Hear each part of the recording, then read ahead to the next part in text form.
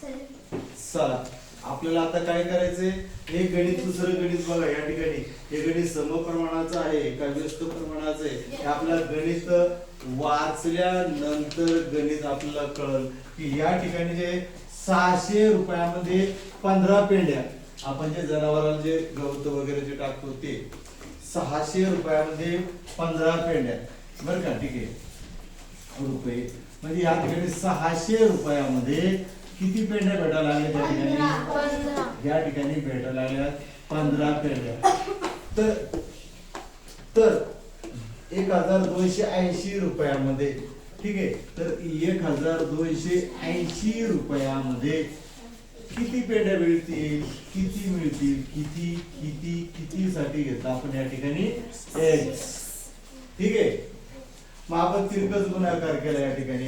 मग तिरकस गुणाकार केल्यानंतर हे x गुणिला किंवा x या ठिकाणी 1280 गुणिला किती? 15. त्यानंतर या ठिकाणी 600 गुणिला काय? x. ओके, मग या ठिकाणी 1280 गुणिला 15 बरोबर. हे ठिकाणी गुणाकाराची नाही क्रिया, नंतर आपण एक जसे तसे ठेवलं, इकडे आपण भागाकार घेतलं, हे 600. ओके, 600 घेतलं. मग आपण हे शून्य काढून टाकलंय. एकक स्थानापासून 0 0 जर असतील खाली आणि वरती तर ते काढून टाकता येतात, कट करता येतात, तो भाग दिला जातो. तर आपण 15 ने भाग देऊ शकतो. 15 1 15. 15च्या पाड्यामध्ये 60 आहे. किती? 15.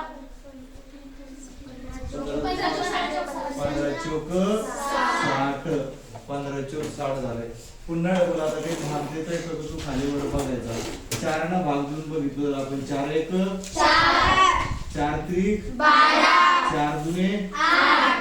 तर मग या ठिकाणी आता वरती कीर्ती खाली गेली, काय उरले? किती उरले? सर 32. फक्त 32 वरती उरले, एक उरलाय, खाली एक उरलाय, काय नाही. म्हणजे किती उरले त्या ठिकाणी? 32 रुपये. किती होतील? 32 आणि इकडे आहे x. ओके, म्हणून मग x काय घेतलंय आपण? x काय घेतलेलं आहे? x काय साठी घेतलंय? या ठिकाणी पेंड्यासाठी घेतलेले आहेत. म्हणून मग x पेंड्या ज्या आहेत, ज्या पेंड्या आहेत, पेंड्या या ज्या काही पेंड्या आहेत, किती पेंड्या लागत होत्या आपल्याला? तर या ठिकाणी म्हणजे 1200 रुपयामध्ये किती पेंड्या येतील? मग 1200 रुपयामध्ये 32 पेंड्या येतील किंवा मिळतील. ओके.